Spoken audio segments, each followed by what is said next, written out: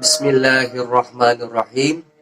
Assalamualaikum warahmatullahi wabarakatuh.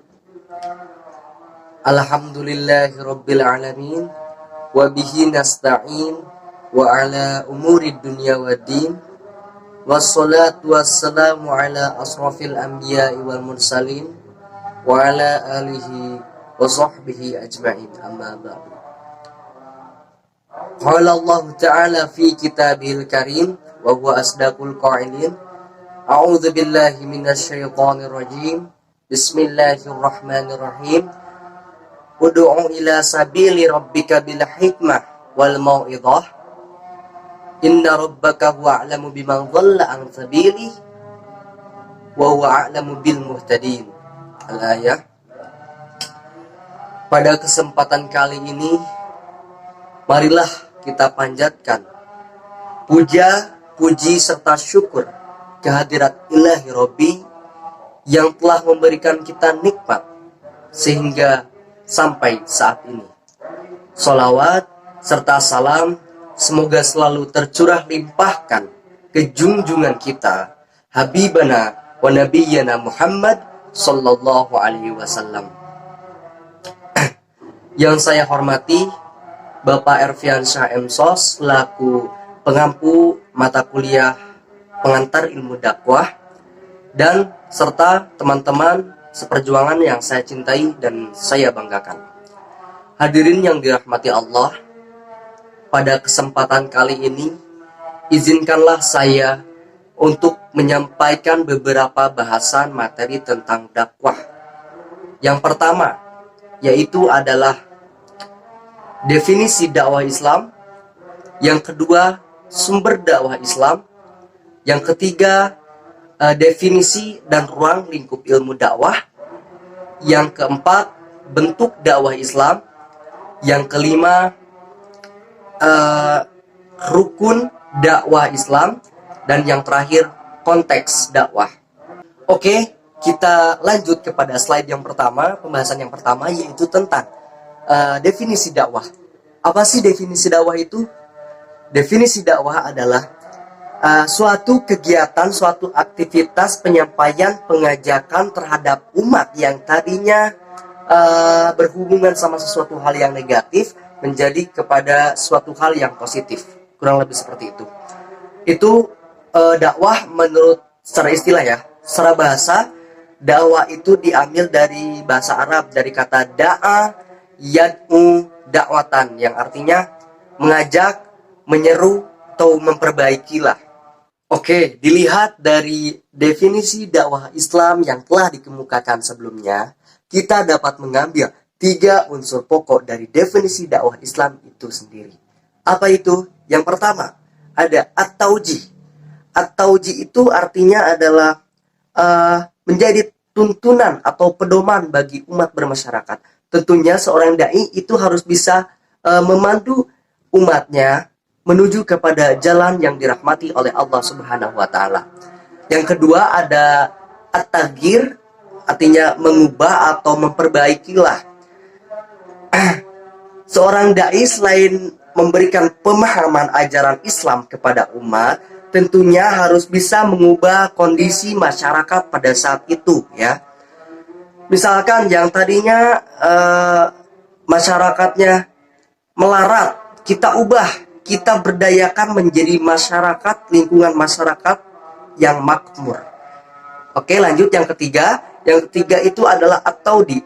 At-taudi itu adalah memberikan pelepasan atau pengharapan kepada umat yang telah kita berikan pemahaman. Jadi seorang dai itu selain memberikan pemahaman, pemberdayaan, kita harus memberikan kepercayaan, pengharapan kepada masyarakat itu sendiri. Kita harus percaya bahwa masyarakat bisa menanamkan nilai-nilai yang telah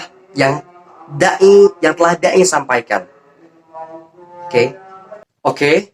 Dalam berdakwah juga agar tidak keluar jalur atau keluar konteks gitu ya. Dakwah itu sendiri memiliki prinsip. Prinsip-prinsip dakwah itu terdiri dari yang pertama, seorang dai harus siap menjadi sosok pewaris Nabi. Yang kedua adalah berdakwahlah secara bertahap. Oke. Yang ketiga adalah memberikan pemahaman atau menyesuaikan dengan kondisi masyarakat pada saat itu. Yang keempat adalah memiliki citra yang positif. Iya dong. Ya agak lucu ya kalau misalkan dai itu melarang ini, melarang itu, atau menyuruh ini, menyuruh itu, sedangkan dai itu sendiri mendustai apa yang ia ucapkan. Ya, dalam Al-Qur'an itu disebutkan 22 kali kalimatnya afala taqilun, yang artinya apakah kamu tidak mempunyai akal, memberikan pemahaman, melarang ini, melarang itu kepada umatmu, sedangkan kamu melakukannya. Ya, kurang lebih seperti itu. Hadirin rahimakumullah. Kita lanjut kepada pembahasan yang kedua, yaitu sumber dakwah Islam. Pada umumnya, sumber dakwah Islam itu diambil dari kitab yang sudah tidak diragukan lagi, kitab Allah, kitab kita semua, yaitu adalah Al-Quran dan Al-Hadis. Oke. Pada umumnya memang para dai mengambil sumber dari itu, dari Al-Quran dan Al-Hadis. Tetapi tidak sedikit juga, semakin kesini, mereka mengambil sumber dakwah itu dari ijma dan juga dari qiyas. Ya. Apa sih itu Al-Quran? Al-Quran itu adalah kitab yang diturunkan atau wahyu Allah yang diturunkan kepada Nabi Muhammad melalui perantara malaikat Jibril agar menjadi pedoman bagi seluruh umat manusia yang berada di muka bumi. Yang kedua itu hadis. Hadis itu adalah sesuatu perkara yang berhubungan dengan Nabi, baik perkataan, lisan, ataupun tulisan, ataupun secara pemahaman. Oke, seperti itu. Dan yang terakhir, yang ketiga itu ada ijma. Ijma itu adalah kesepakatan para ulama, para mujtahid setelah wafatnya Nabi Muhammad untuk menentukan suatu hukum.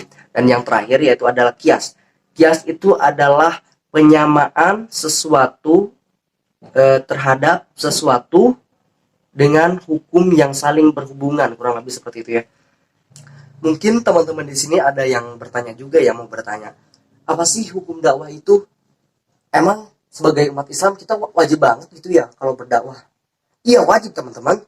Hukum dakwah itu adalah fardu ain, atau artinya fardu yang dibebankan kepada setiap individu umat Islam yang ada di muka bumi.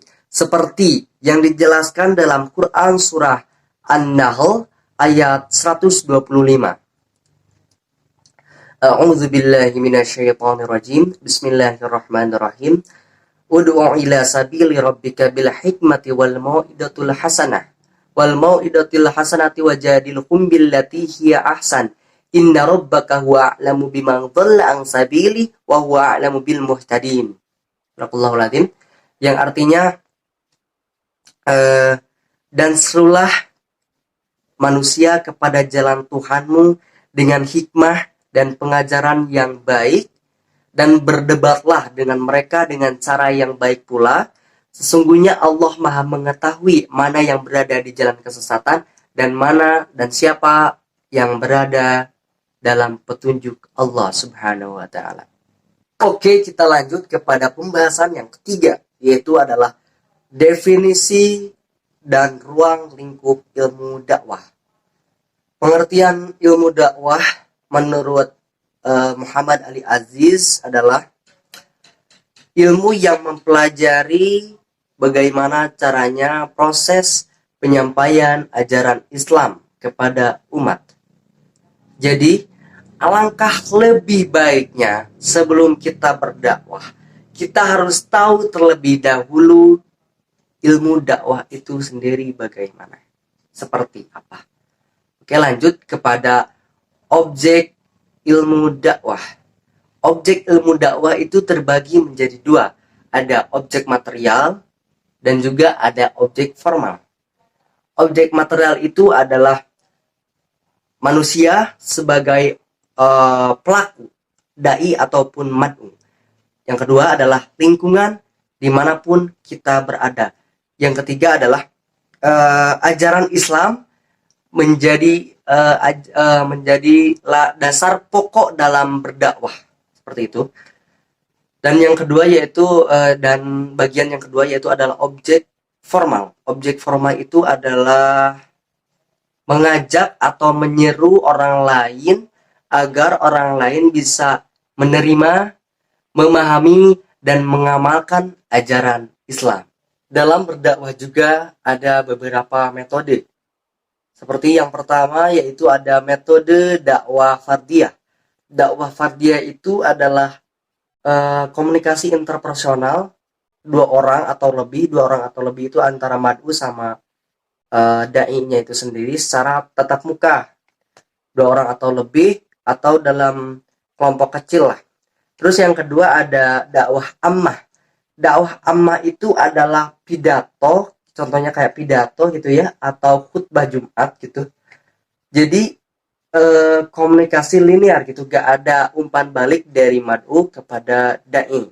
Terus yang ketiga ada dakwah bilisan.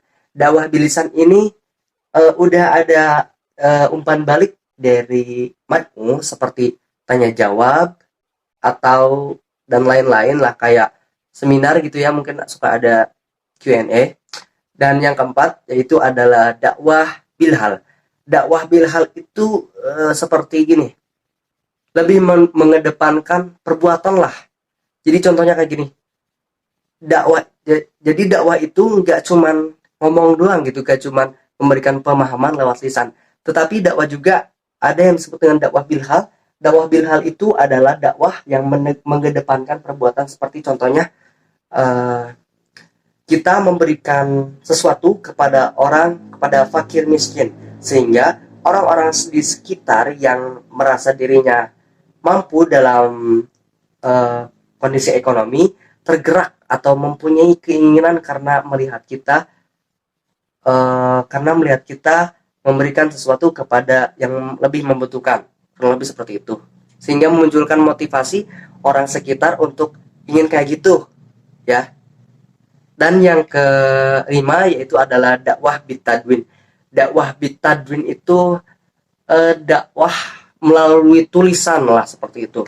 Jadi banyak ya gitu kitab-kitab yang dikarang oleh para ulama-ulama terdahulu, yaitu kayak misalkan contohnya kitab Sabina, Tijan, dan Jurumiyah. Nah itu kayak gitu, dakwah bitadwin itu kayak dakwah lewat tulisan. Kalau zaman sekarang bisa lewat novel gitu ya, bisa artikel, bisa lewat dan lain-lain lah, pokoknya yang berhubungan dengan ketik mengetik, tulis menulis. Dan yang terakhir yaitu ada dakwah bil hikmah. Dakwah bil hikmah itu adalah dakwah dengan cara yang bijaksana, lebih melibatkan emosional lah, seperti kita misalkan pada waktu kecil gitu ya, sering diajak ngobrol sama kakek nenek atau orang tua kita kayak dikasih wejangan, pepatah, petua, atau deh kamu hidup itu seperti inilah, kayak gitulah kurang lebihnya. Oke, lanjut kepada bagian yang ketiga dari definisi dan ruang lingkup ilmu dakwah. Itu ada yang disebut dengan struktur ilmu dakwah. Jika distrukturkan, ilmu dakwah itu terdiri dari ilmu sumber dakwah, ilmu filosofis dakwah, ilmu dasar teoretik dakwah, ilmu teknik dakwah, dan ilmu bantu dakwah. Contohnya seperti apa? Yang pertama, ilmu sumber dakwah. Ilmu sumber dakwah itu contohnya seperti Al-Quran, Al-Hadis, dan yang berhubungan dengan keduanya. Yang kedua ada ilmu filosofis dakwah. Ilmu filosofis dakwah itu kayak contohnya seperti filsafat komunikasi Islam, misalkan filosofis dakwah, filosofis komunikasi Islam, misalkan ya, seperti itu dan semacamnya. Yang ketiga itu ada ilmu dasar teoretik dakwah. Ilmu dasar teoretik dakwah itu seperti pengantar ilmu dakwah, pengantar komunikasi Islam, dan semacamnya. Dan yang keempat itu ada ilmu teknik atau ilmu terapan. Contohnya seperti teknologi tablik, teknik penulisan, dan tajuk rencana. dan lain-lain.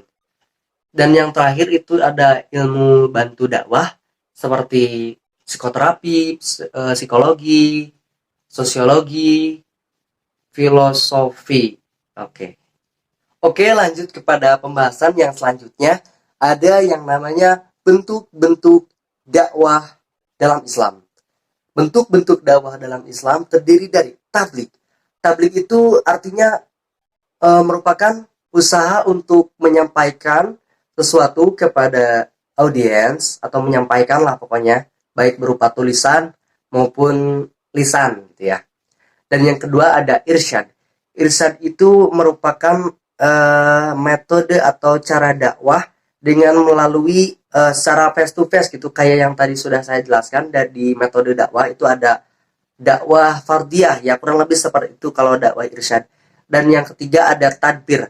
Tadbir itu merupakan kegiatan dakwah melalui organisasi atau institusi. Contohnya kayak KUA mungkin ya, kayak apa, organisasi dakwah itu tentang pengembangan dakwah Islam gitu, kayak ormas. Nah, seperti itu. Dan yang keempat itu ada tatwir.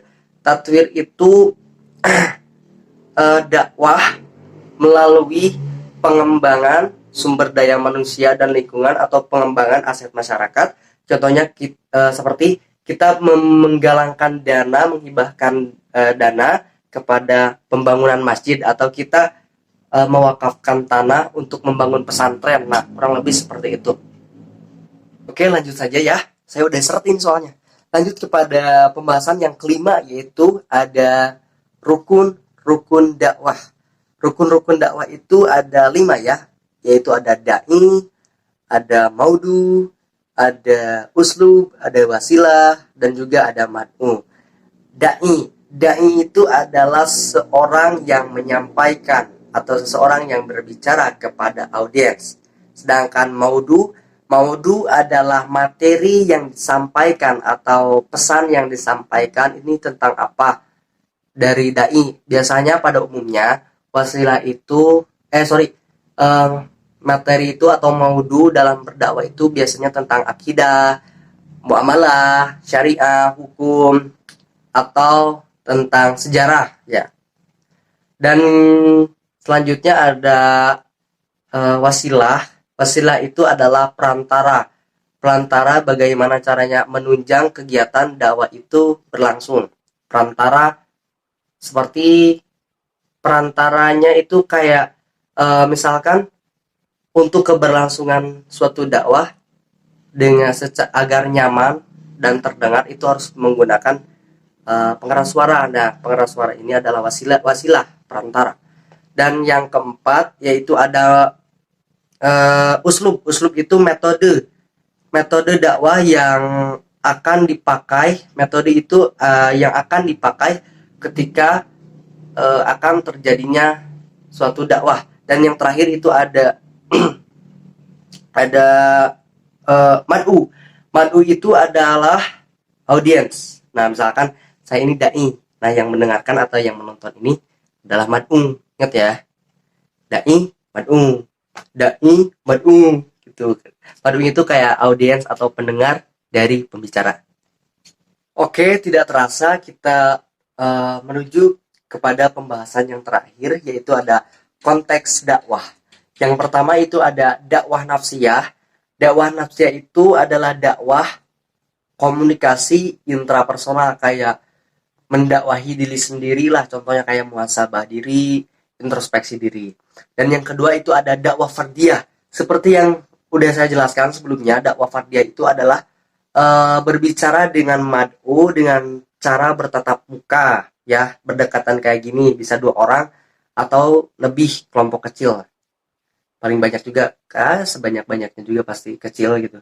Dan yang ketiga itu ada dakwah fi'ah qalilah. Dakwah fi'ah qalilah adalah dakwah yang dilakukan seorang dai terhadap kelompok kecil secara tatap muka.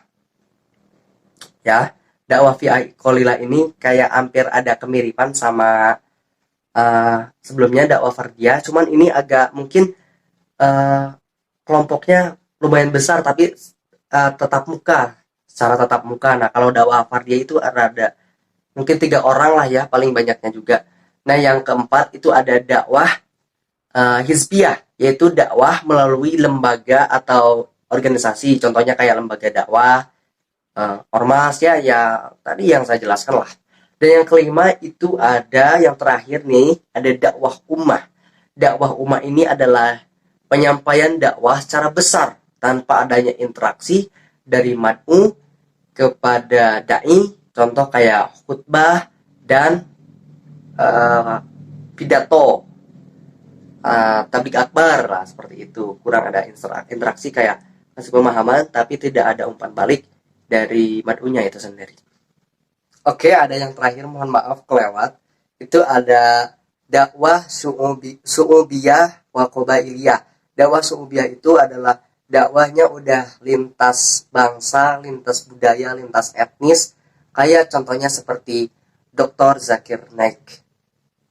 Hadirin yang dirahmati oleh Allah, video pembahasan materi dakwah pada kesempatan kali ini saya cukupkan. Apabila ada kurangnya, saya mohon maaf yang sebesar-besarnya. Semoga apa yang saya sampaikan ini bisa menjadi pelajaran, khususnya bagi diri saya sendiri, umumnya bagi semua orang yang menonton video saya ini. Saya pamit undur diri. Wabillahi taufiq wal hidayah walakum minkum. Wassalamualaikum warahmatullahi wabarakatuh.